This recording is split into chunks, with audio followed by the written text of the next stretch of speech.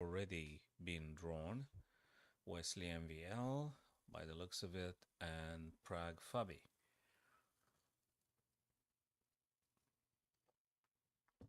Okay, we've got three other games happening now. So we're going to look at these three. So let's see what Firouzja plays with Nepo here. I think that is of interest indeed. Firouzja Ian. Okay.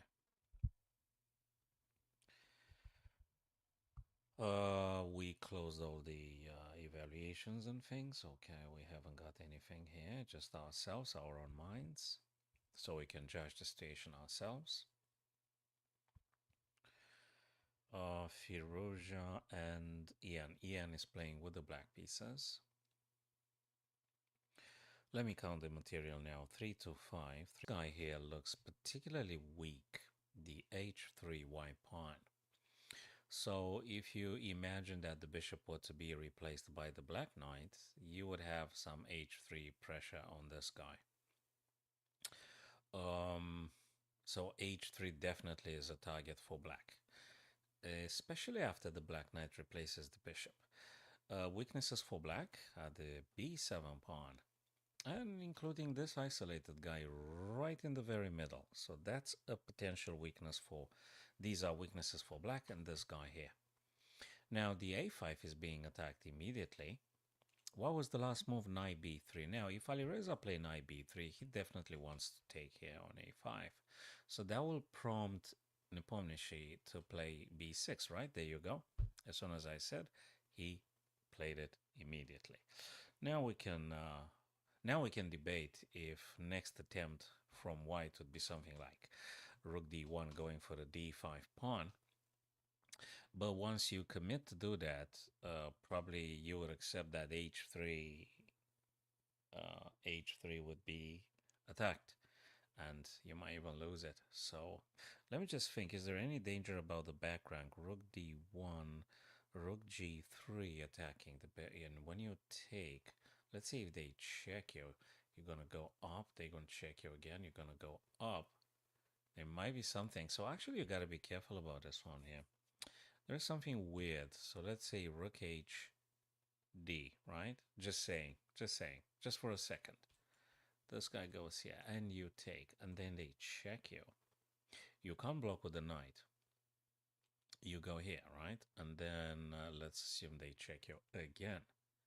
Where do you go? You go here, and then they check you again.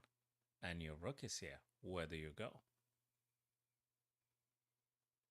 This is actually very sensible balance here. So if the white rook captures this guy, after a couple of checks here, you actually might be in a position to lose the white rook. So this is serious.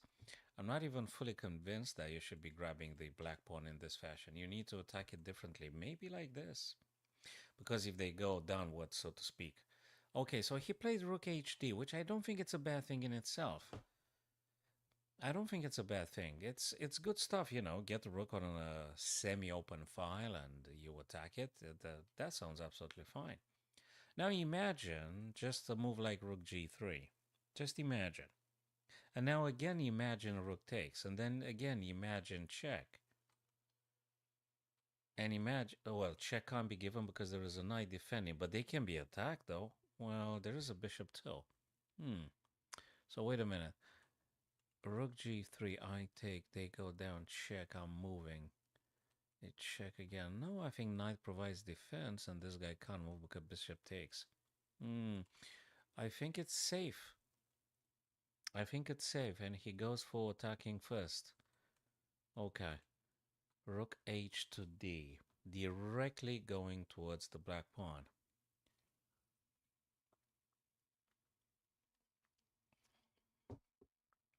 Totally. This guy under threat. What is Nepo going to play here?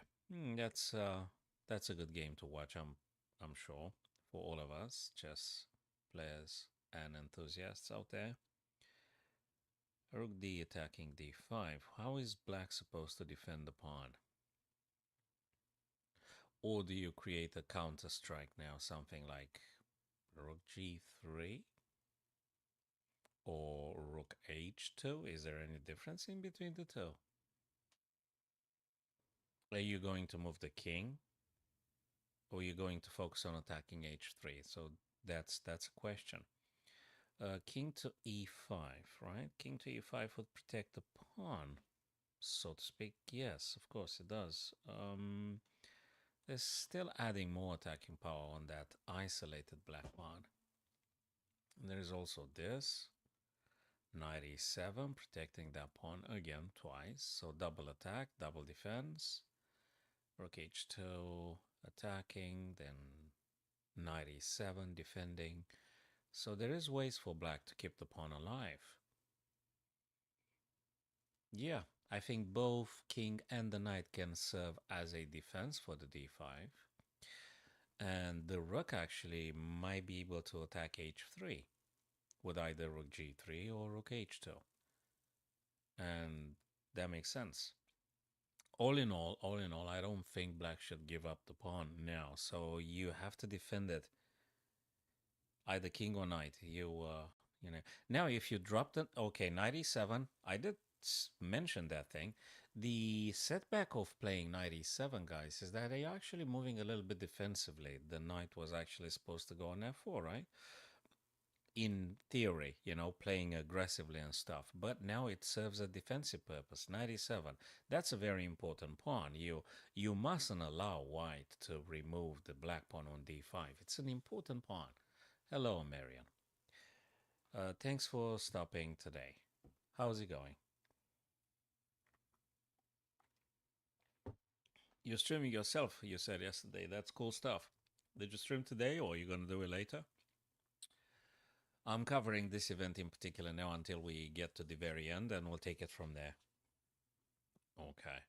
So knight e7, defending the d5. White can try and play something like this. No, you can't do it because there is a knight, right? So he played knight. Maybe he wants to deflect the knight from defending. Maybe knight c6. Knight c6, knight takes, bishop takes. Looks goodish, I did. Oh, okay. Cool stuff, man. You streamed on YouTube, or you used other platforms as well? Or you use two destinations, or what's your software? You use the Streamlabs, or I'm using Streamlabs now with the Restream as another software in order to multi-broadcast. Oh, just on Twitch. Oh, I see. I see. If you multi-broadcast, you actually can do it simultaneously on, let's say, Twitch and YouTube. You just need to use one of these softwares, and you could just do on two platforms, or three, four, etc.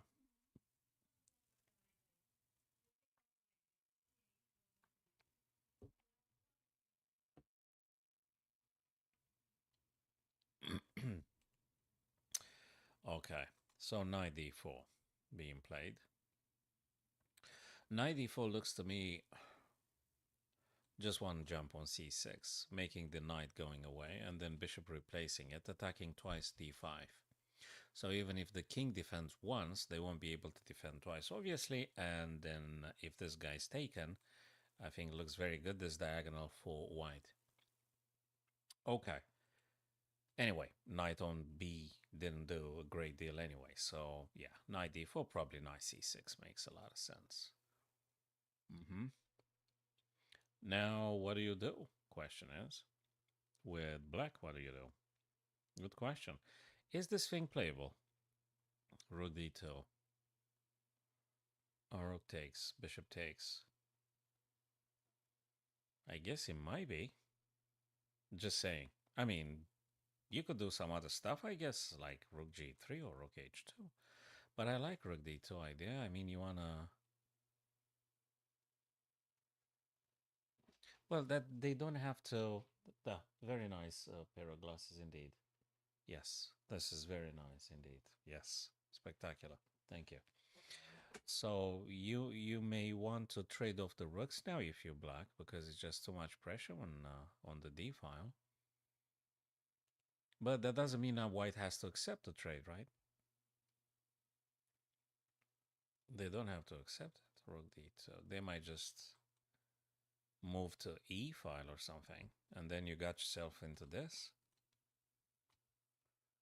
It is something. And if there's any rook that might be checking you at some point, you can just escape via c2, b3.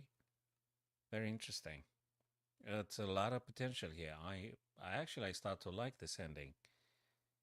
I haven't looked in particular at the other two remaining games, but this one in particular now draws my attention. I like it. Isolated pawn on d5, weakness for white on h3, but who's going to hit first? And black now has to counteract probably this. And my question was if rook g2 to d2 would be a potential reply here for black to play rook d2. Rook d2. I guess white doesn't have to accept this trade. You kind of need that rook. And I think if rook d2 were to happen, rook e1. Actually, the more I look at it, the more I'm convincing myself that rook e1 would be good anyway. With or without a black rook on d2 challenging your rook. Because if you ask me where to put the white rook, I would say if I could pick it up and drop it on a square, I would say the white rook would be super happy on e6. It's actually doing a lot of damage to black here because you check the king, you attack the b6. So this rook would be great to get on e6. So you need to engineer your way through. Rook e1, rook e1, rook e6. Anyway, I am aware that black's to move now. So the question is, what is black going to play? Is Yan going to focus on h3 attack? Is he going to do something about knight c6, which I think is what white wants to do anyway? A few questions. There are a few questions here. Black's to go first. So let me highlight the candidate moves I think black might play, and then we see if I'm correct or not. So we've got rook g3, we've got rook h2, we've got a rook d2 candidate moves, and there might be some others as well. But that's what I think might be interesting. Now, if you go rook g3, rook h2, the purpose is clear. You're going to go for the h3 white pawn. So that's for sure. That is for sure. Can black prevent knight c6? Okay, he goes with bishop e3.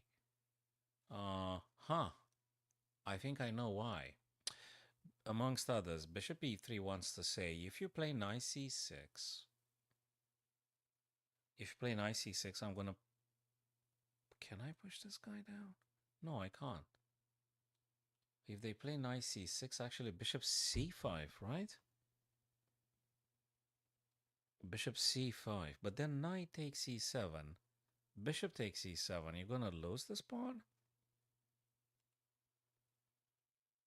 Okay, let's assume knight c6 next for white. Let's just take it step by step. Okay, what is it? Knight c6, rook g1? Yes, that's it. That's it. That's it. I found it. Bishop e3. I think I deciphered Yan's intention. Bishop e3. Knight c6. This one I covered anyway. I told you 2 moves ago that actually knight c6 is the intent after knight d4. Because they want to take this guy off and attack the weakness. But now, rook g1 is going to happen. There you go. Boom. Rook g1. Rook g1. I'm threatening actually to winning the game with the back rank. Okay, and now if you take, obviously I'm going to take you, and I have saved my pawn. It's an isolated pawn, mind you, guys. So this is something of interest. Now, king is being forced to take back. And okay, if you do like this, probably they're going to be playing the king. Probably attacking the bishop and supporting their own pawn. That's just looking good now. Okay, you can push this guy, I guess. Or moving the king towards the center. I don't think that's bad either. Where does the black king want to go? Do they want to go C or do they want to go E5? Now, given the fact that the black pawns here on A and B are on dark squares, I guess he can leave them alone for the time being and go via E5. Anyway, C5 being covered by the bishop. And I guess the king wants to go F4, G3, and attack H3 in principle. So I guess, that guy now being here, but you can push it. Or you can play king to D6. Is this going to be a draw now? Opposite color bishop here. I think they might be going for a draw. Yeah. There's a question of if any king can reach faster for the other pawn. Or if there's any... let's see. Probably draw if this thing gets a threefold repetition. Okay, I think they might be just settled for a draw here. Yeah, opposite color bishops, probably a draw. Unless you want to push the black pawn now and you try to force it a bit more. Pushing this guy, they take, you take, but then this guy goes on a light square. And I guess there is something you might explore now in terms of king traveling to G3. Imagine, Marian, that the black king, let's say that the central pawn will get traded sooner or later, right? Let's say, oh, they drew. Okay, they drew. All right, so let's say this guy gets traded. I think it's worth the attempt to go king G3, right? It might be something. It might be something. Anyway, makes sense to draw, so to speak. It's this one, the last remaining game in the Super Bet round number 8. Nordibek and Daniel. White to play. Ooh, what a difference in the time control. 23 minutes for white and 3 minutes for black. That's quite challenging for Daniel. Very challenging. 3 minutes, gee, blimey. That's not too much. That's definitely not too much time. No, sir. Okay.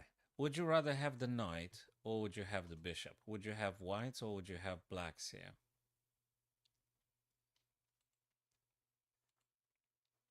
I like this bishop a little bit more. There is some potential here to attack and take initiative being with the black pieces. Yeah, I like the bishop a bit more than the knight. I'm being biased, but also you gotta pay attention to this kind of stuff. I mean, knight d4, it's a very good move. Then you're gonna have to drop the queen on d7 to move the queen to safety to defend the c6.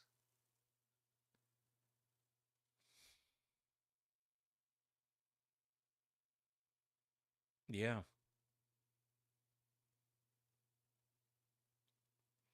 Yeah, he is indeed in a time scramble now. 3 minutes, definitely. And when you're playing Nordibek, a player like a super grandmaster like Nordibek, it is indeed incredibly important having more time available to evaluate things here correctly and move something decent. Anyway, I was just highlighting that if the white knight, you don't have to take. So first thing first, let's just make this clear. You don't take on b4 here. Of course you don't take on b4 because bishop then takes attacking you with tempo, attacking e1, and then if you capture, they claim the e file, and then you have to figure out what to do against rook e1 on the back rank. So I think it's clear that white shouldn't take on b4. You don't take on b4. Apologies, that's a mouse slip, guys. So you do not take on b4, but I did cover either this or that. Now, obviously, you go towards the center because knight a5, even if it looks cool, you're still moving the knight on the rim. You totally don't want to do that. So knight d4 ticks all the boxes here. Ticks all the boxes in terms that queen is being attacked, c6 is being attacked, and also you have the Knight here if you want to play it, but not at the minute now. I think you should keep the knight here. Now you need to start thinking, what do you do against something like c5, for instance? Genuine question.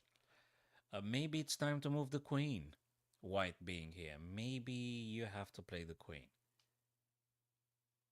You know, like what exactly? Or maybe it's time to push. Nah, I don't think so. No, no, no, no. It's time to move the queen here. Now we can debate. We can debate if it's queen b3. Although I don't like particularly queen b3 because of any possible rook that might be coming. So I'm not sure about queen b3. Maybe queen f3. So maybe queen f3 for the time being. Although if c5 happens, well, I guess you could jump on e6 or something. Queen d3. Queen move, but not f3, nor b3. He played queen to d3. Queen to d3. Okay. And I suspect if there is a c5, what do you play? Because that's a bit of a pawn storm, right? Let's just say they go knight f3. What if we have c4, then b3? Interesting, right? I mean, I've got a question. If c5 is being moved by black here now, what are you doing? Well, he took on c3, so you kind of forced to take back, right? If you take with a pawn, you're going to have isolated pawn and isolated pawn. And also you might be able to play in some rook on the b at some point. But it's not very clear how exactly this is going to happen now. Anyway, he took with the pawn, isolated, isolated.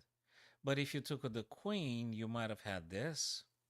And then, I don't know. I mean, placing the queen on the same diagonal with the knight, it's not the best idea. And anyway, black just played it regardless. Black played it regardless. So now bishop f6. Yes, if c5 would have been weaker, that is true. Okay, so now bishop is a bit more active. Rooks are hitting each other on the e file. On the other hand, c6 is perpetually under attack, Marian, so c5 would definitely attack the knight. And then if knight goes back, well, you no longer have a c6 as a weakness. Your c6 is under attack now from the knight.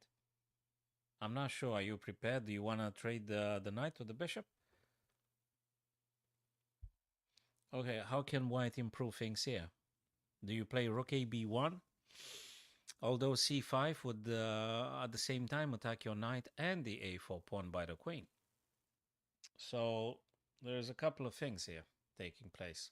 So I'm not sure AB, rook AB would be the best for white. I think there must be something else. What about knight b3, knight c5, or just takes a billion years and you're not even sure? Nah, I think knight needs to stay where they are at the minute. That's quite a question. Are you going to trade the rook, but then you're going to give the e file to black? And again, I've got just a weird feeling that if I move the rook from A anywhere, really, rook AD, rook AB, rook AC, you name it, I'm really concerned about the c5. So that's a question. What do you play with the rook on A1? I feel you should be doing something with that rook, probably, but what exactly are you doing? What do you play? Bishop f6. That makes sense, but what does white play? So trading is not very appealing here for white, right? I mean, if you trade, is black going to take with the rook or with the queen? Because if you take with the rook, queen actually attacks a6 as well. Knight f3, I understand, the Marion, what you're saying. So, okay, he decided to take with the rook. And now, if you don't want to drop the a6, you take with the queen. There you go. There you go. Now, would you play king f in order to do rook e1 or something else? You would like to probably having rook on e, but then again, if you do this kind of stuff, there is c5. And maybe, as you're suggesting, Marian, maybe the response would be perhaps knight f3 now, not previously, now. Because knight f3 now prevents c5 and double attack on the knight and on the pawn from the queen, and also allows rook e1. But you got to pay attention to back ranks. So with as white here, you need to pay attention to the back ranks things. Checks and checkmates, that is, and attacks on the back rank. This game is not quite over. Now knight f3 makes sense. On the other hand, yeah, you will be attacked with c5. You can't really stop c5, right? So that's gonna happen. g3, he actually addressed the back rank issues with g3. In case you guys um, were wondering, so g3 now would allow the king to play g2, just in case there is any back rank things happening. You can move the king to g2, so you're not going to get back rank checkmated.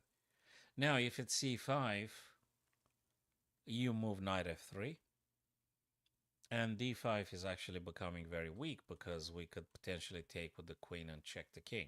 So I'm not sure if that's going to happen, but you know something? What if black plays first queen d7 and then push c5? What do you think about this sequence?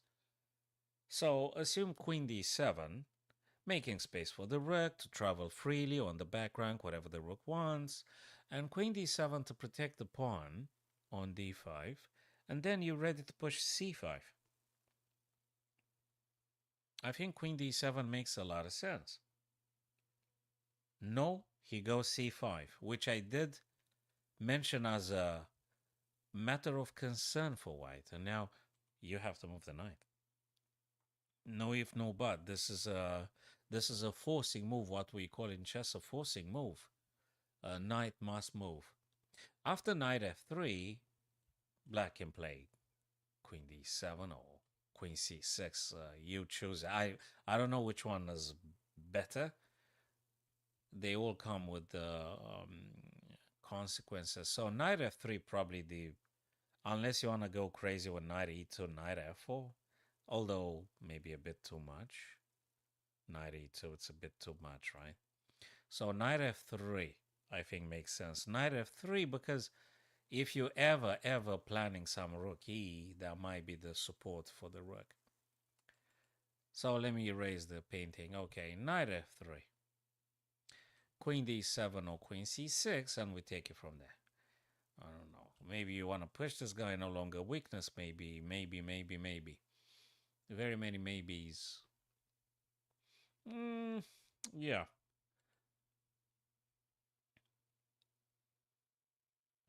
Uh, can we consider knight b3 or is just no? That's a fork coming with c4. I'm just thinking out loud, guys. I'm thinking out loud, unfiltered, so to speak. Right, so knight b3 doesn't work because of the c4, so we got to go back to knight f3. I guess we can discard knight c2, right? Can we discard knight c2? Maybe that's not good at all. Knight c2. Knight e2. Okay, I didn't look at knight c2 and knight e2. I don't like them very much. My favorite still remains knight f3. You have to move the knight. If you guys think differently, if you saw something better happening after knight e2 or knight c2, let me know, but I don't think so. And knight f3 also is good because takes g5 and e5. So these are important squares. You don't allow the bishop to take more space from you. So yeah, knight f3.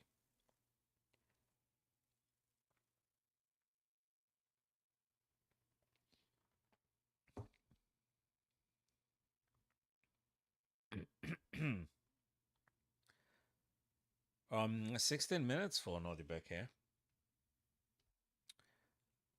16 minutes.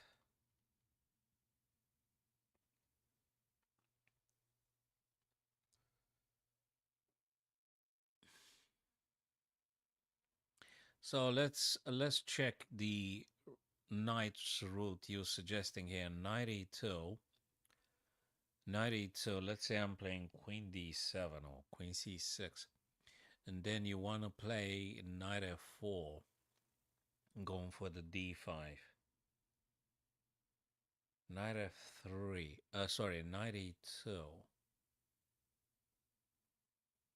Knight e2. Knight e2 for f4. Uh-huh. That makes sense what you're saying. Knight e2, knight f4. Makes sense. My question is if... Yeah, actually the black rooks needs to sort of stay on a8 because a6 is under threat from the white queen. Yeah, that makes sense what you're saying. Knight e2 for knight f4. Yeah, that makes sense. It does. Knight e2 also is a move that sort of attacks with tempo because then queen attacks on d5. So knight e2 is sort of an attacking move. Oh boy, that's interesting. Because c4 not a problem due to queen d5. So c4 not an issue as long as you go first with queen d5 check and whatever, winning the game practically. That's something counterintuitive. It's a bit counterintuitive. It attacks the c5. And actually it attacks the d5 at the same time. So you attack 2 and he defends 2 pawns again. Now there is the threat of the c4 and forking. And now you have to move the knight or something. Yes, that's exactly right. Queen c6 had been played already by Daniel. And c4 as a fork is coming. I'm not sure you moving the knight or you moving the queen. And where do you go? You could play queen f3. Keep an eye on this guy, attacking the bishop, defending c3. And if this guy goes on c4, if c5 to c4, then you play knight d4. Right? I think it makes sense. Sort of. Yeah, it does. It does. I like queen f3, but it could be some other stuff, of course. Moving the knight now feels weird. Knight d2 or something. That maybe knight a5? Nah, I don't like it. Knight a5. I just don't like it. Yeah, probably they can attack you. It's a question actually. Knight a5? Nah. Queen f3, queen f3, queen f3. Oops. Sorry, mouse slip, guys. Queen f3, yes. They moved exactly what I was thinking about. He moved exactly what I was thinking about to play if I were myself in the position. Queen f3. Okay, so let me plead again for my idea. Queen f3, c4. Oh, I'm not fully convinced I'm going to jump on d4, but I might. F4, bishop d4, black has a pass pawn. Okay. Now, if c4, we may go to d4 or we may go to d. I'm not sure.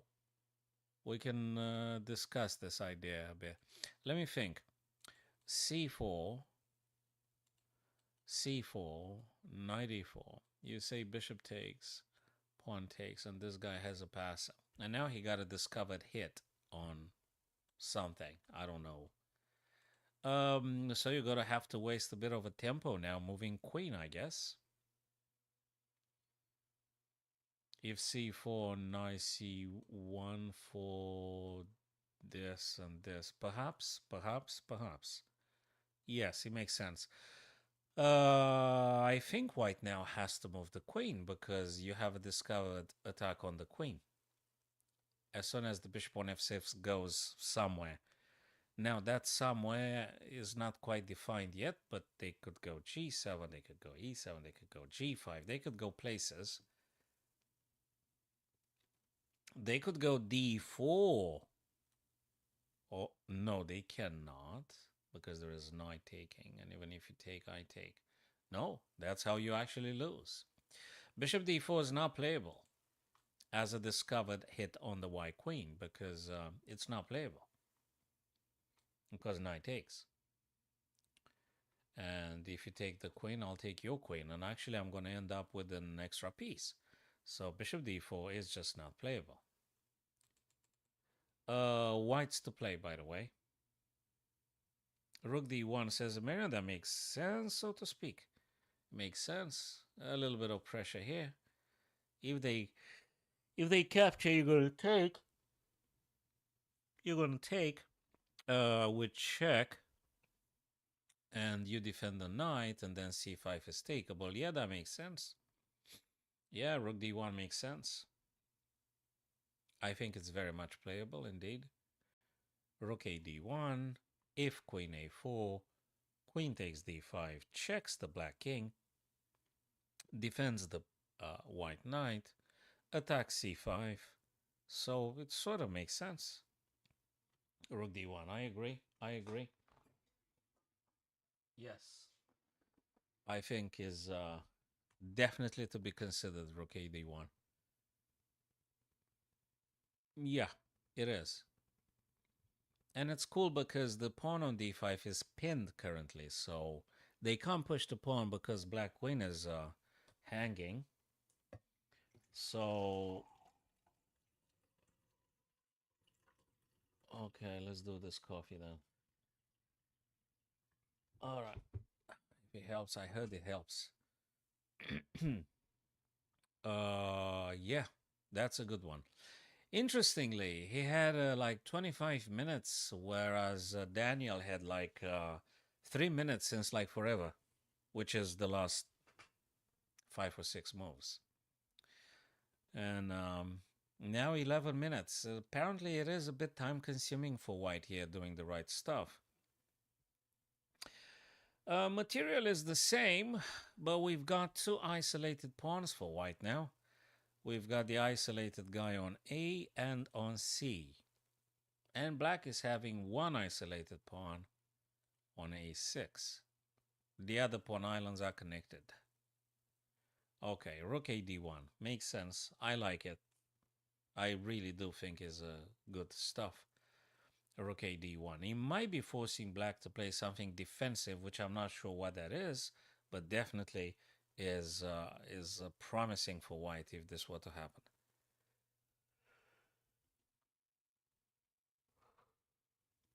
Totally. Oh yeah, sure.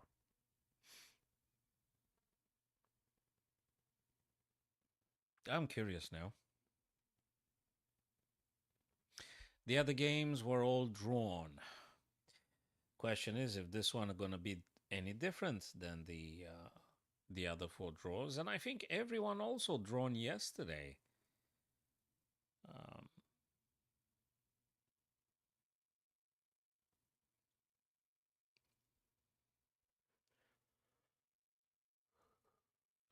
is there anything else for white apart from rook a d1? I wonder. Rook a d1. I'm not sure if there's anything else. Well, you can move the queen, but that's not very attractive idea. I mean, you could go. Oh man, this is okay. Okay, queen e3. So let me tell you what I think that means. Queen e3 goes for c5 like twice, and moves away from the f file. And yeah, okay, fine. I guess rook a d1 might have been a bit more inspired for white to play. Anyway, queen e3. Okay, I understand.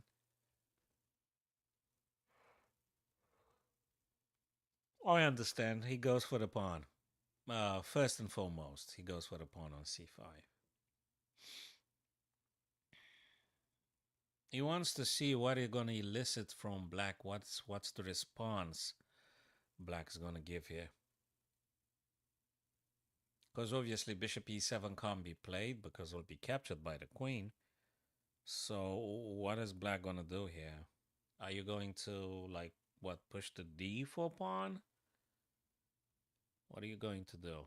But d4 is supported only twice, whereas white attacks it 3 times. So probably not the best reply, unless there is something else here. All in all, what do you do about c5? You're going to push c4? I guess you kind of have to push c4, to which white may respond again in a few ways, like maybe... Okay, so let's just put it this way. c4. I think this one might be an idea. White might do queen c5. Queen c5. If queen takes, knight takes with quite a few targets. I did say d4. I mean, you gotta push one of these guys down the board, right? You either push the c or you either push the d, right, guys? So I understand c4 kind of makes sense. It fixes the weakness on c3. Now d4, on the other hand, I'm not fully convinced about d4. Probably it's playable, but let me look at it a bit more in detail. I don't know what to say about d4. So, okay, he played the rook. He attacks the queen now. Now I did see that, but I was assuming that actually white is not going to go for the c5 pawn. So that's a bit surprising. Now Daniel has like 30 something seconds. That might be one of the reasons he goes in this way. I don't know about a c5 now. I mean, can't we just take the pawn? I guess you can take queen takes, knight takes, and then bishop takes here, attacking the rook and actually preparing the other pawn to moving down the board. Actually, I like this idea. So if you take on c5 now, if you now and the question is, what are you going to take with on c5? You're going to capture with the queen, or you're going to take with the knight? You see, there's a difference in between the two. Well, you have to take with the queen because rook attacks it, right? So queen takes c5, queen takes, knight takes, bishop c3, and then d4. Okay, that makes sense. Totally. Um, Maybe d4 was better. Maybe c4 was better. Only if you ask the engine, you'll know absolute with absolute certainty. But it's good to make an effort we ourselves first as humans, and then we ask the engines.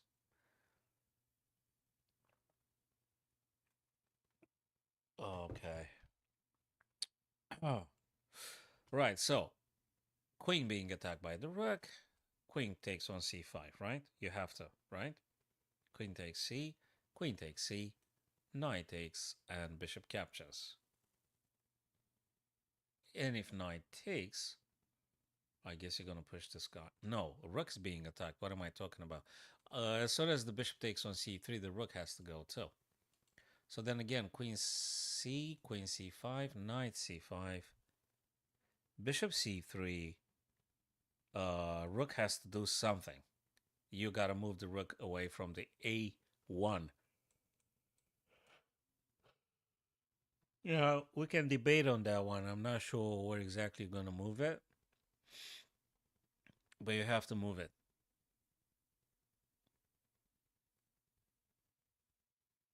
Those minutes matter so much. 7 minutes for Nordibek. 30 seconds, 37 seconds for Daniel. I mean, it's such a shame his long time. I mean, I think he's more than capable to figure out the best replies.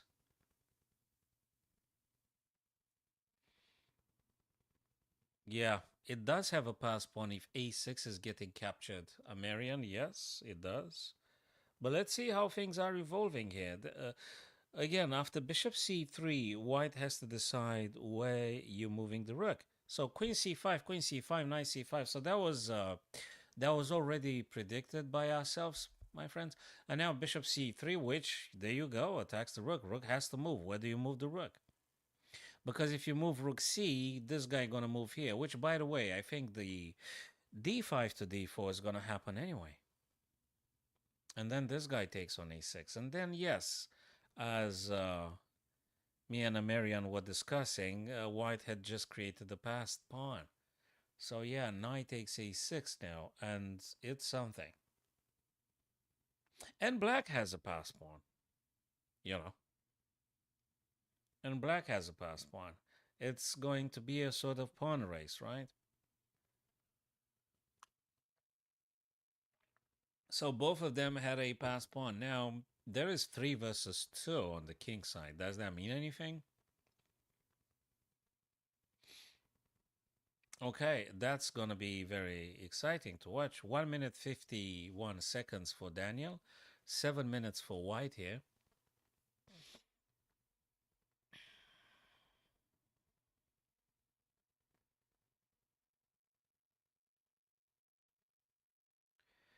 D4. Knight takes a6. We did say that. Of course, that makes sense.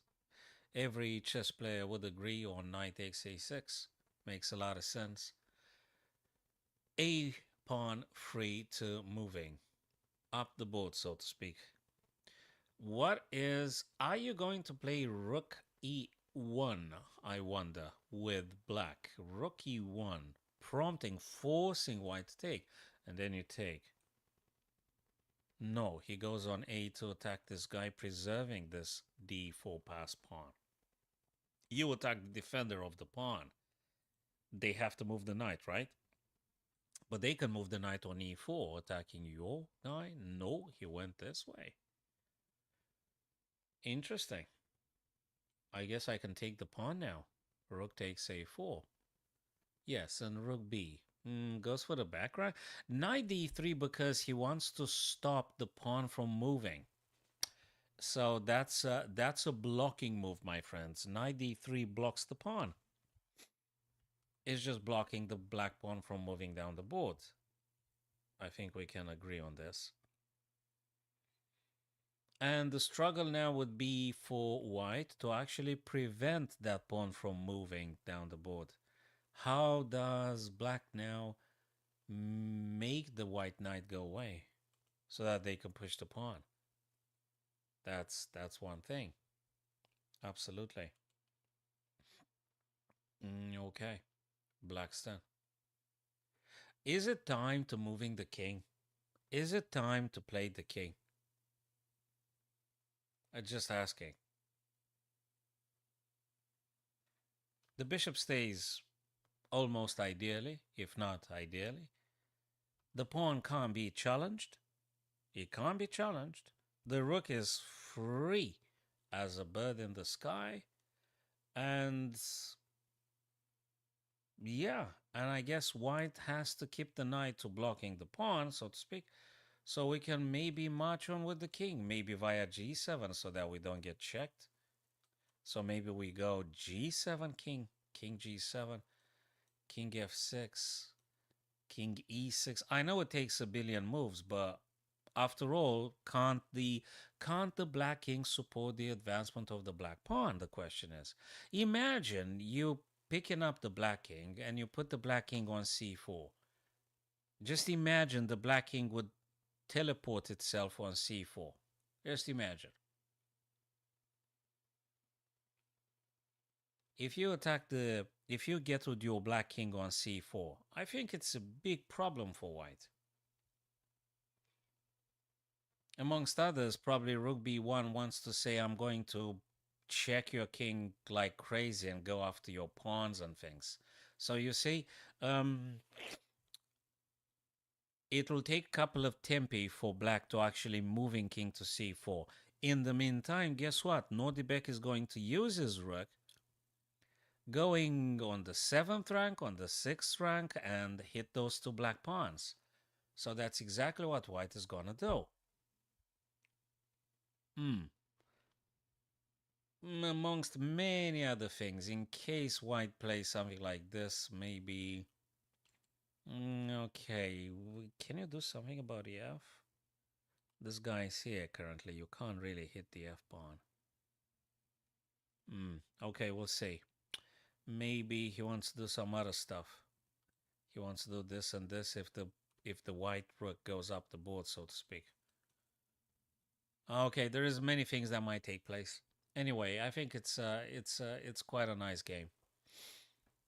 Again, Nordibek like 8 minutes, a ton of time, so to speak, compared with 30 seconds of Daniel. Back rank check, of course, to be expected. King G7, we did say that. You don't particularly want to go F7 because there's more checks. And now probably King H6.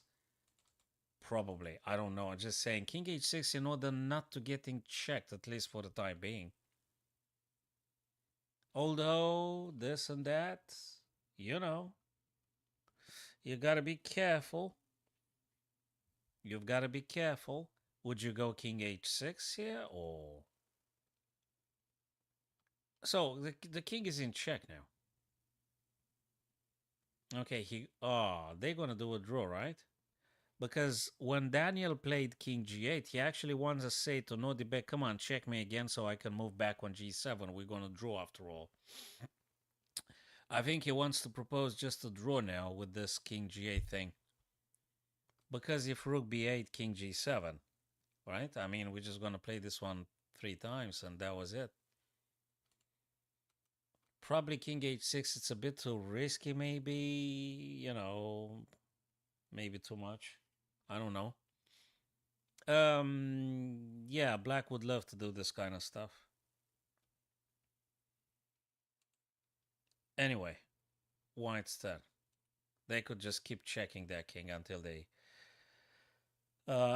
make the 5th draw would be in round number 8 today. And yesterday they drew as well. You're suggesting knight f4. Let me look at this. Knight f4. Why would you do knight f4 actually? I'm not sure. Knight f4. What do you want to do with knight f4?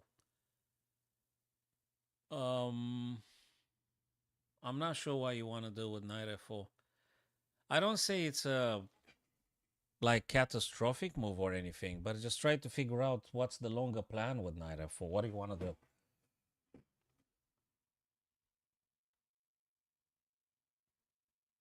You mean knight e6?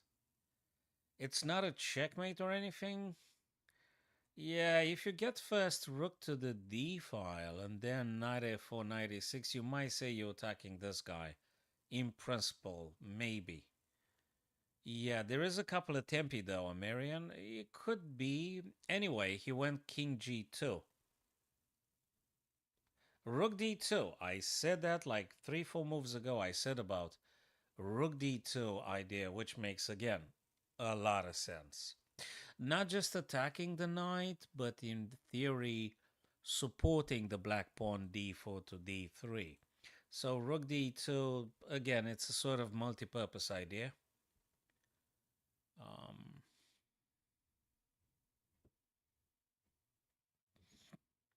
Okay, I've read your message, Marian.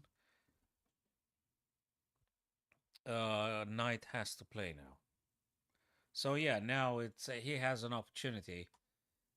As you put it, he could go for knight f3 now, so he can go for this idea, and then we're gonna. Do you know what I think is dangerous about knight d5 that you suggested? Knight d5 could be a little bit dangerous because allows pawn to d3. You might have to tread very. Actually, it doesn't bloody allow because bishop is hanging. Knight f4 and then yeah, knight f4 after all might be the good stuff. Okay, I think he wants to go for a good old fork with knight e4 actually. You want to play knight e4 now. Makes sense, but I'm not sure. I'm not sure. I don't know. Let's find out. I guess knight e4, amongst others. Sure. But this one seems to be, well, anyway.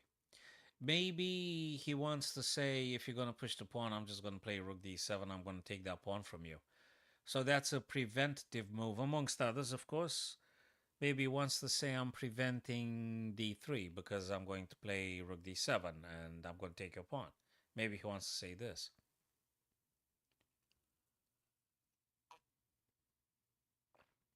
Yeah. Okay, rook d1 by Daniel, making space and space and space, moving away from a potential fork. And, saying that if you allow me to do this, even if you play rook, I'm going to go again. It's something. He just makes space for the pawn and goes away from any potential fork with knight e4. So knight e4 now, it's not going to be a fork, just attacks the bishop, which is anyway defended by the pawn. So let's take it step by step now. Daniel continues the position because he wants to clarify this pawn. If this pawn is getting captured or things are getting traded, so probably he's going to accept a draw or something. But I guess black wants to insist just a bit more because of the extra pawn in the middle. Yeah, the only scenario is if you manage to push that guy down the board and to promote it. That's it. That's it. Probably, I don't know what the engine says. Probably the engine would say it's a draw or something. But I don't know. Also, the white king is fairly close. But you can't make use of it now. Let's see what white decides to play. It's not that easy. It's not that easy. And I'm watching the time and I'm seeing that from a huge time advantage, huge time imbalance. Now Nordibek gets closer. So, okay, so knight e4 had been played with or without the fork. Bishop being attacked, targeted by the knight. What do you play? Now you can't move the pawn, because if you move the pawn, the bishop on c3 getting captured straight away. But black doesn't bother. He pushes h6, like wanted to stop knight g5, amongst others, I guess. Okay. Okay. Anyway, not too many seconds left for Daniel.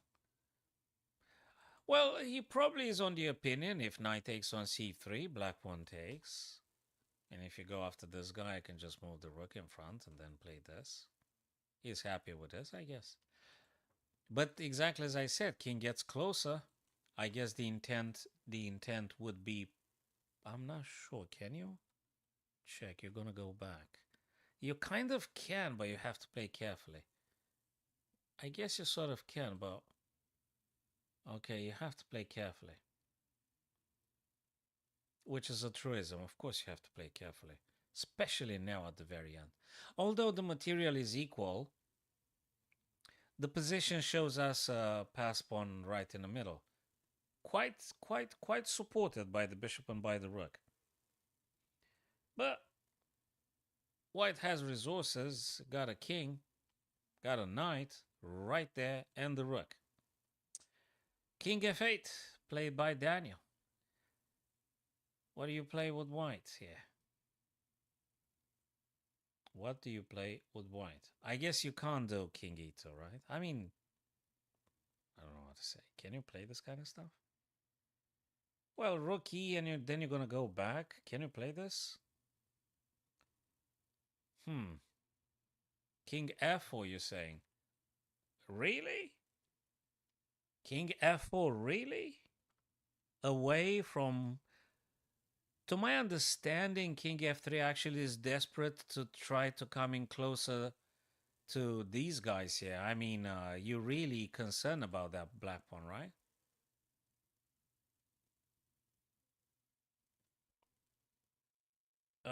It's not going to be very easy, though, the mating that you're saying. I mean, you need a couple of tempi and you need black to do nothing.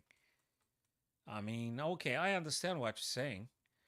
There is always discover craziness and things. I understand. I understand what you're saying. I don't think it's that easy to achieve that, though. I understand. Okay. Now, in the minute you get, okay, h4 being played, by the way, just to stop any attempt of moving probably this guy's, the g6 to g5. That, but anyway, you didn't want to play that, do you? Okay, it's more like a waiting move. Well, not just a waiting move. Maybe he wants to play g4 or something. Okay, we'll see about that. We'll see about that. H4. Right. What does black play? Oh my god, 6 seconds. Oh no, come on. Bishop a5. Okay. Okay, bishop a5. Fine. Yeah, there's a problem with the time. I think the format says you're going to get an increment of 30 seconds with each move you do. So that's about all the increment you can get here. 30 seconds per move, per played move. Okay. Bishop a5. What's why going to do? I don't know why I'm not overly confident about Amerian's idea of king f4. Now, I mean, okay, you probably could try it, but it's super. Yeah, I think I like this kind of stuff more. Rook b5 now. You have to move the bishop. I guess bishop can go c3, back where they were, of course. You can't get safer than that. And yeah, well, I guess you can.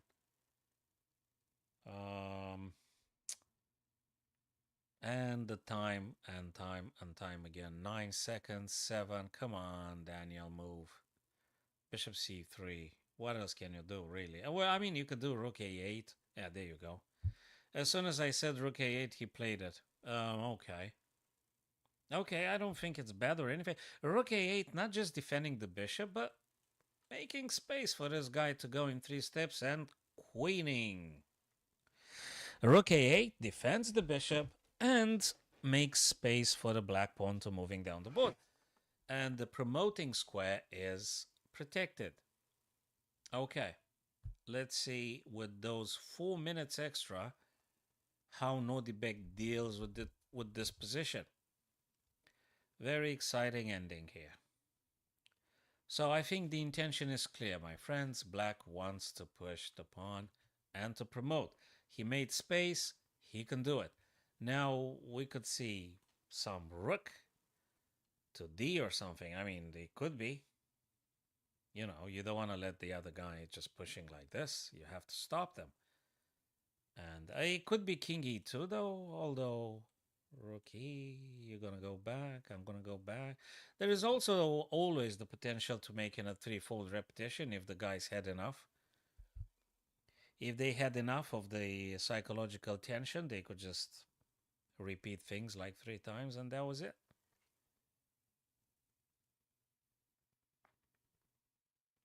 Okay. What did they do? Rook a1. Nothing just yet. 3 minutes, Nodibek. 3 minutes for Nodibek. Hey, that's a cool move here. Knight to c5.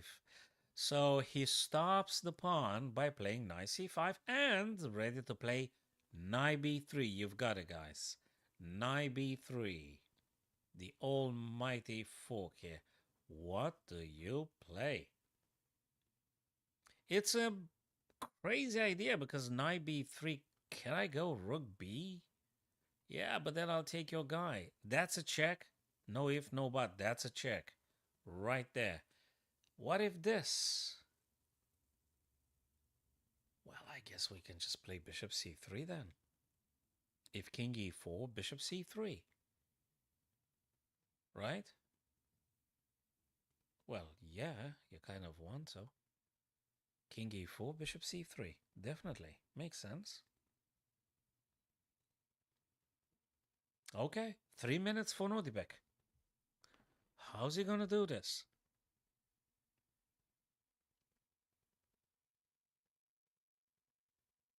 Rook a3 checking and allowing d3. That's something. King e4, bishop c3, rook b2. What? Rook b2? I mean, you're giving me a rook, Amerian. King e4, bishop c3. You probably said rook b1 or something, right? Or you don't want to play rook b2, right? If my bishop is on c3, you're gonna just drop a full piece, right? Yeah, king e4, exactly as I said. Then bishop c3, I've speculated. Bishop c3, I had speculated myself in my human mind. Rook b7 makes sense. But look at this beauty. The white pawns, ladies and gents, are on dark squares. This is fabulous.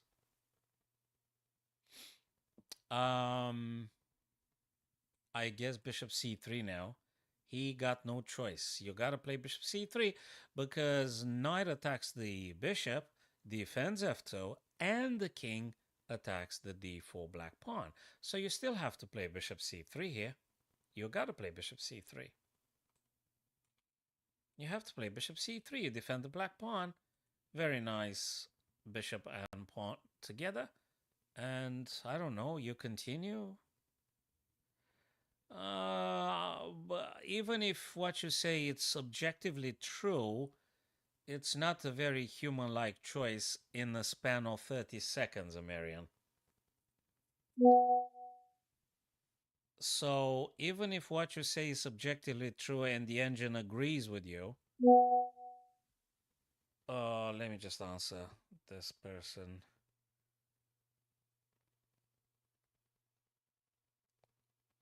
Only tube. Only tube. Okay. So coming back to your idea.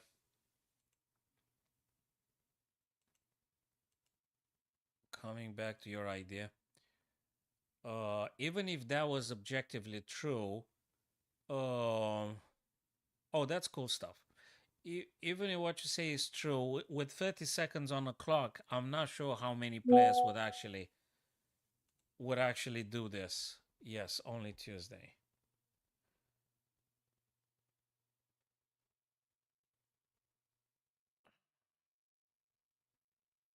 Oh boy. Yeah.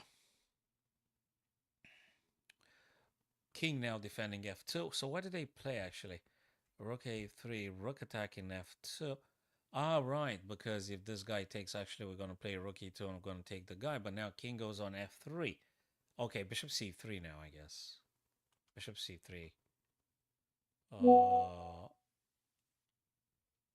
Oh man, I'm streaming. Can you leave me alone?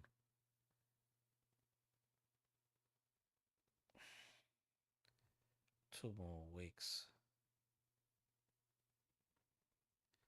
Okay. Right, so now rook makes a pin, king goes back. Okay, they either repeat this stuff like 3 times or they go bishop c3 or bishop c3. Bishop c3 and the game continues. If you play the stuff 2 more times, it's going to be a draw. Oh, yeah.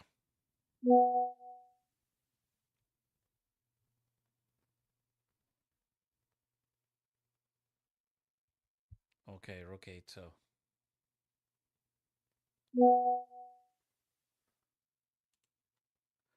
Rook b1.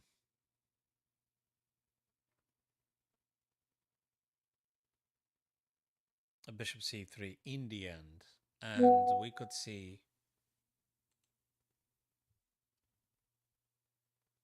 Okay.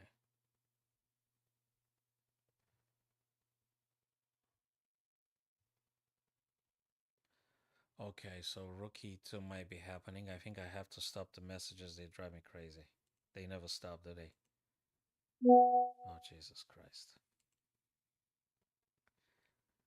Okay, 246.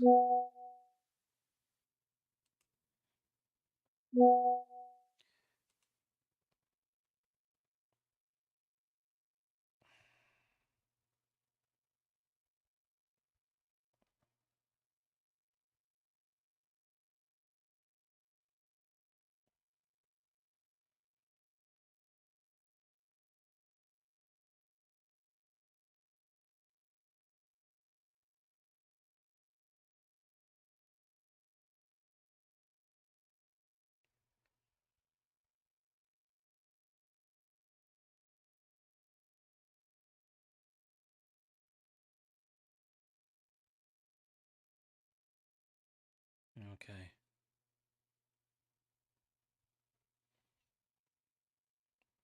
Right. Yes, yes. There are moments when messages could be quite frustrating at some point. Yes, they are indeed. It's good to just stopping the stuff in you when you are into streaming or anything else. Yes, they could be incredibly disruptive indeed. Right, King G7 being played. G4 now.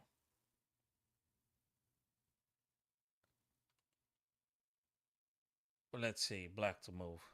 Black to move. We gotta check here, but then the guy's gonna play this. King F3. Oh, they're gonna play here for a while. This is not over. Then this. And then king goes back.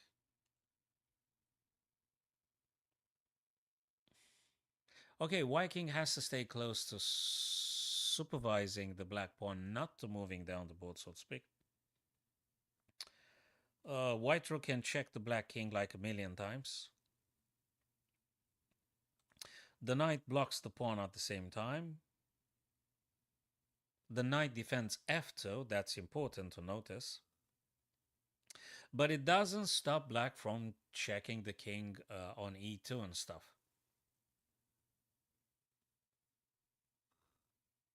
So, okay, f2 is a liability for white here. So knight has to be, there you go. Bishop and rook attacking twice f2. That is the weakness. Bishop and rook. Double attack on the f2 white pawn. So now you have to play, I guess you have to play king f3. Well, you could do rook b7, a little bit of a check. And then back rook b6. I'm not sure. Just to waste a bit of seconds there. But I guess king f3, right? You could push f4, f3. There you go, rook b7, exactly as I said. Just a bit of turbulence on the 7th rank. King being checked now. If king goes back rank, you could get yourself a couple more seconds by checking the king back again. So could be a few checks.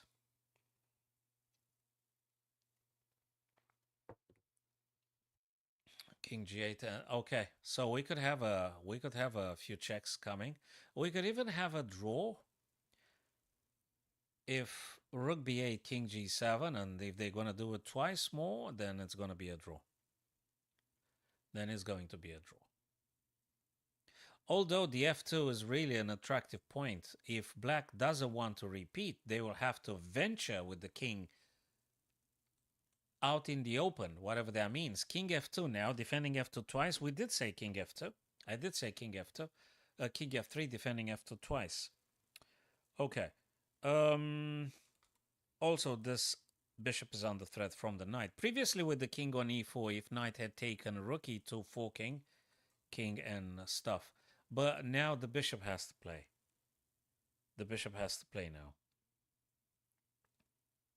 now. Where does it go? Probably back on c3. Sorry. Bishop c3. No, he pins the knight. But king e4 or king e2.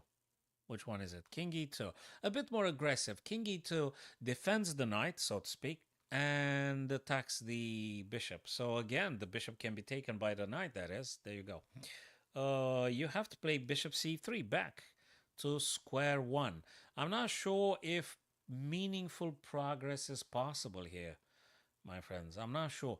If bishop c3, you were with the bishop on c3, with the pawn on d4, knight on d3, rook on a3. You had this position before.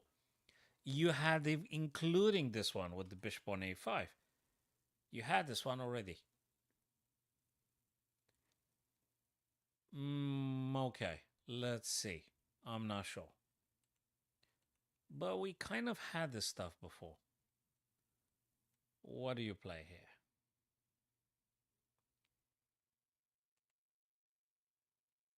What do you play? goes after the pawn, and that will be probably making black to responding bishop c3 to defend the pawn. So rook d7 attacks the pawn, bishop c3 defends, and it's what is. Again, I don't see exactly how black will manage to push the pawn to d3 successfully. How are you going to do this? I'm not sure. If you go the king too far away, you might be losing one of these guys. So you can't say, oh yeah, I'm going to move my king, attack the white rook. It's not that easy. Okay, but we did have this before. Okay, bishop c3, I guess, right? Bishop c3, and if bishop c3 again, check, rook d6, you name it.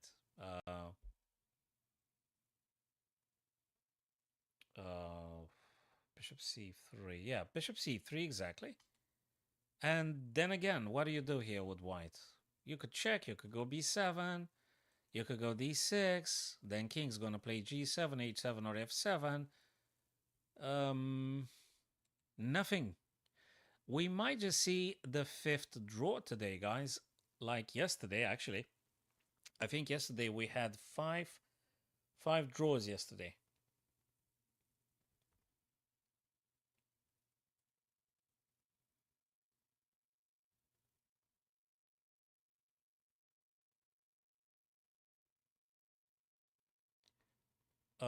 I'm not sure what kind of progress either black or white can do here. Not sure. If black king manages to get to c, okay, it's a sort of mission impossible because the black king can't make it past the rook. And again, as we said, if you go to attacking the white rook, you might be jeopardizing the other two black pawns. So that's gonna be crazy. You can't do it. It's not working. It's just not working. It's not. Yeah. They gonna draw? Okay, we got 1 minute 40 something seconds for Nordbeck. Getting now very closer to Daniel's time, 40 seconds. So now it's gonna be very balanced. Rook b7, the rook was there. Okay, I think this is a clear sign that actually Nordbeck wants to draw. What is black gonna do? Is there anything else you can play here with black? I mean, apart from the draw, of course, you can propose a draw, I guess, anytime. Is there anything else you could try here? Rook d2, king e4. I mean, you've done this already, right? You've done this already. Okay, rook a3. Fine. Does that mean anything, rook a3? I mean, okay, it's on the third rank where the knight is potentially pinned and f3 white king. Sort of bishop threatening, you name it. Expectations, reading your message now. What if king g3, 3v2 pawn? Yeah, but there is a pass pawn on the d file, and the knight and the king had to stop that guy from moving down. King e4 now moving away from the potential pin. And rook back on e2. Look, they're gonna draw because king's gonna go back on f3. I don't think there's anything else. I'm not sure you could do anything else here, really. King f3, and I guess that was it. They're gonna do this 2 more times or once, I don't know. And it's gonna be a draw now. I can't see any progress here.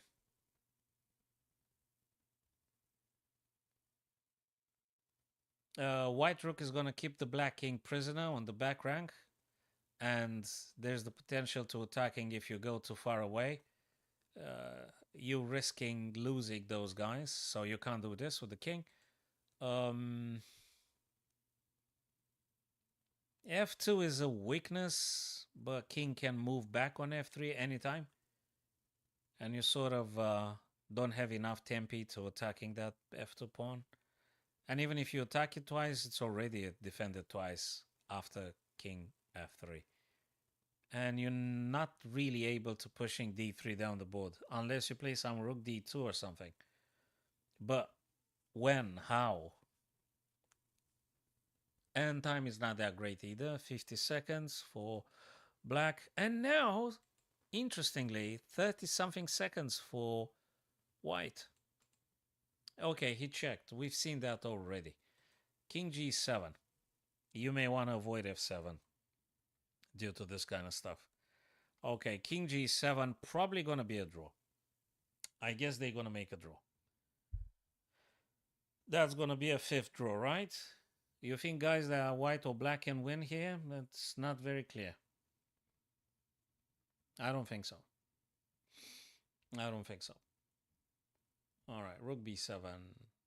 And we're going to do this one twice, and that's it. Rook b7. Rook b7, king g8. And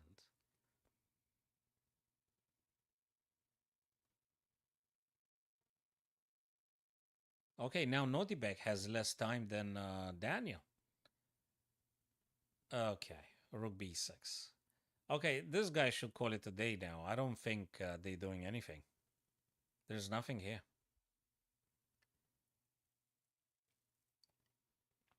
What else? Could it be? No, it doesn't even matter. You can't move the king to the 8th rank, but you can play king g7.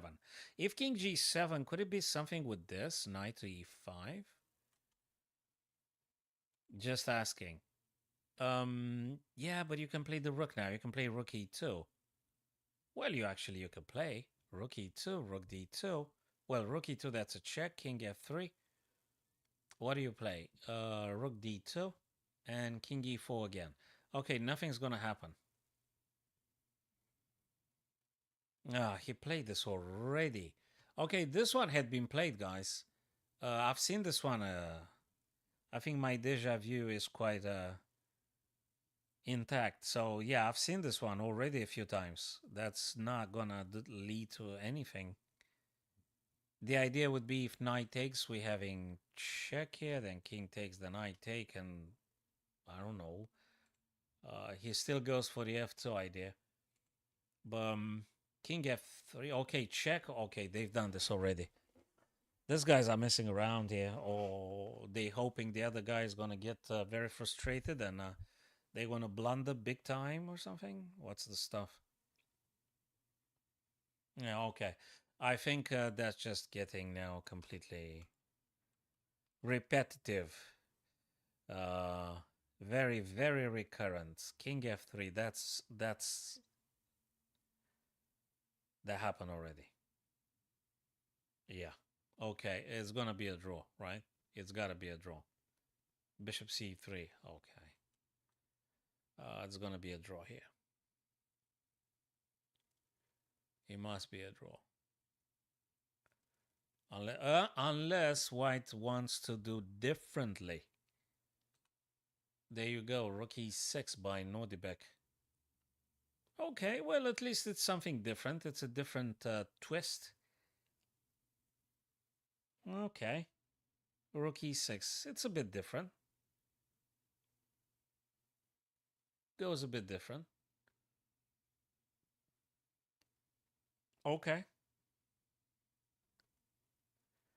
Well, there's a lot of work there and determination, and it depends even on your social activities and stuff. Now, if you're like a student or a young person and you have the right support for you to just playing chess and getting yourself prepared and stuff, it's very much achievable. Of course, it's achievable. I don't see why not. If you put the right work, the right effort, with the right understanding, and going to tournaments like as many tournaments as possible and working seriously and diligently, of course, it is achievable. Of course, it's achievable.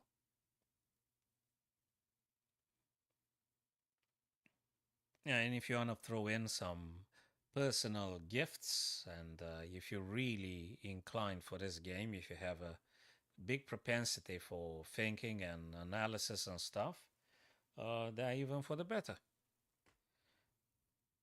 So, yeah, I think it's very, very achievable, especially if you're a young person that has the time to dedicate it and the minimal material means to focus themselves on studying the game and perfecting their games. Yes, of course.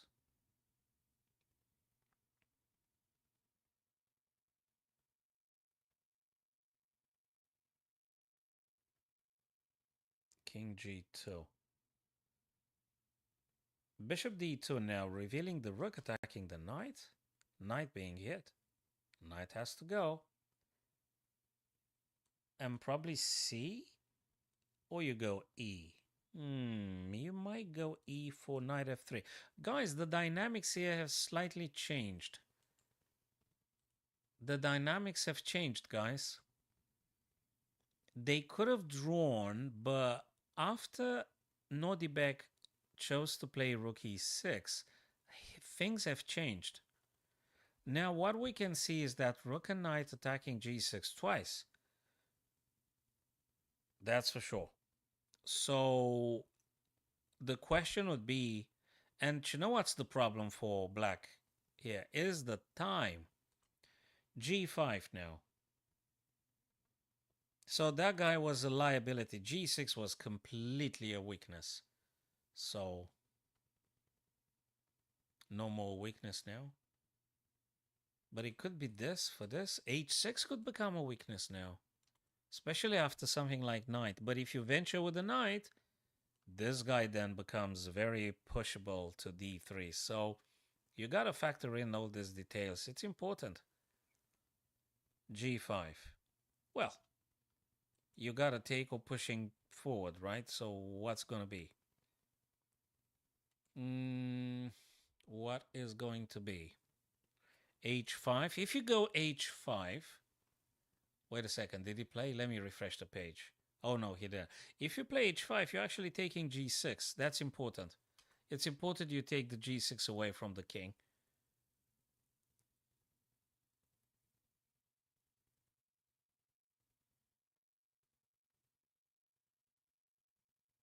Yeah, you gotta tread carefully. 1 minute 33 for white.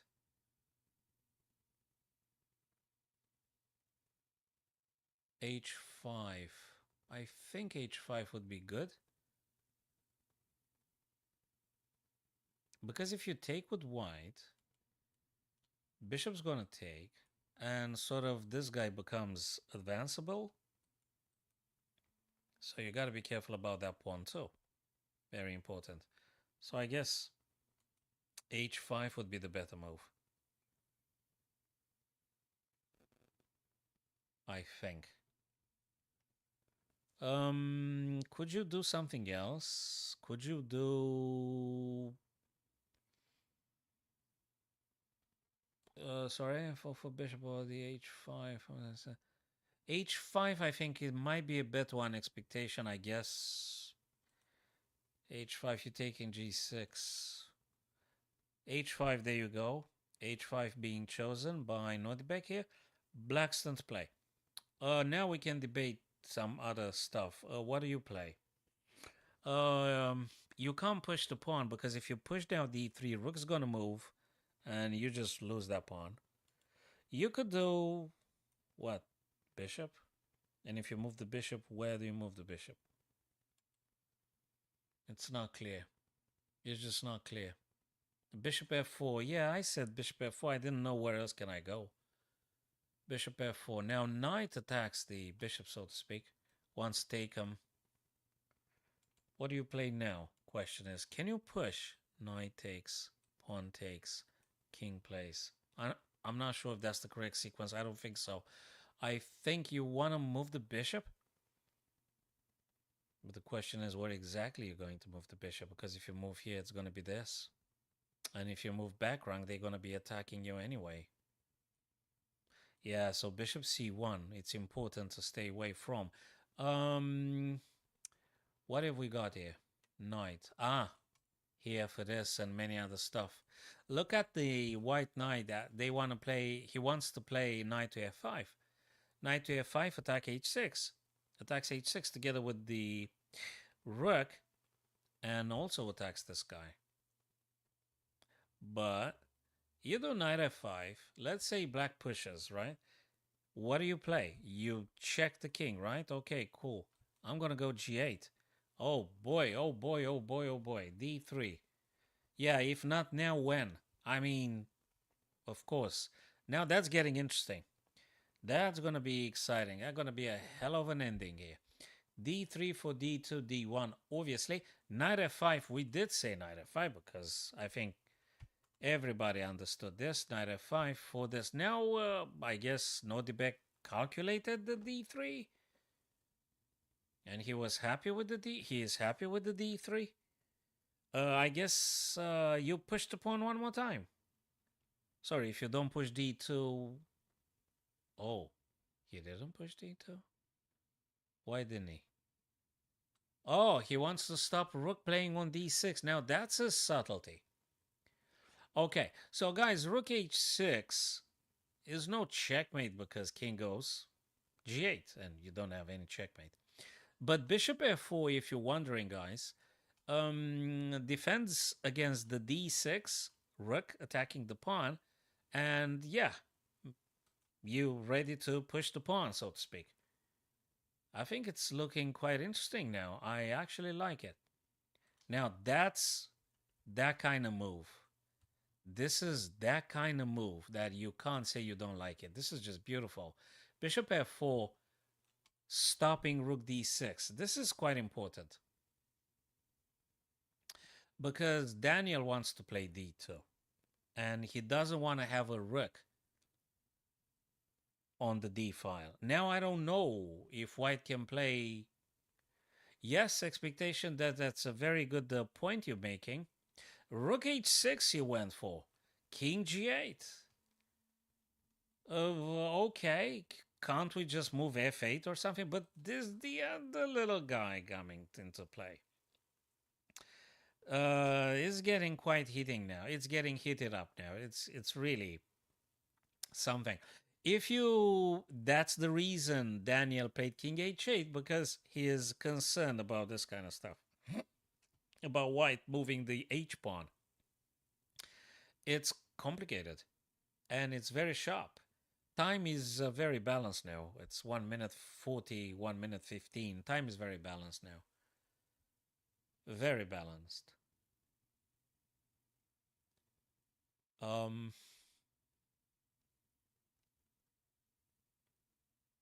You only need 2 steps to get a queen. Can we look at this? You only need, black only needs 2 steps from promoting. Only 2. The blacking now stopped the white pawn on h. It don't get checkmated. Can he do this and this? Yeah, but it's not going to be checkmate. There's no checkmate. Black had ensured no promotion on the h for now. And black also needs just 2 steps until queening. Okay. Well, it's going to be a draw now because rook g6 again. And because king h8 again.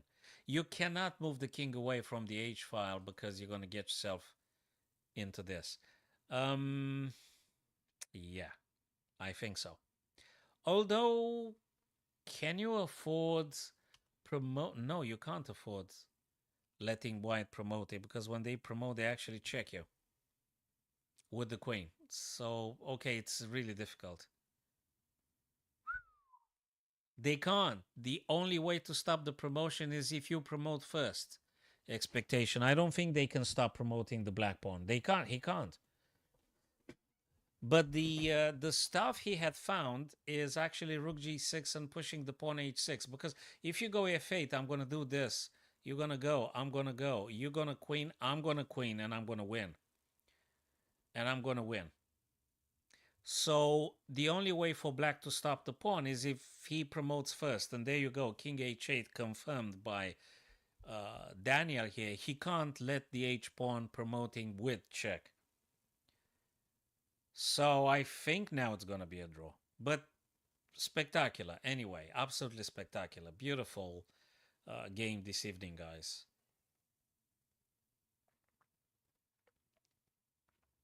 A splendid ending here. And what a resource by Nordibek with that H pawn.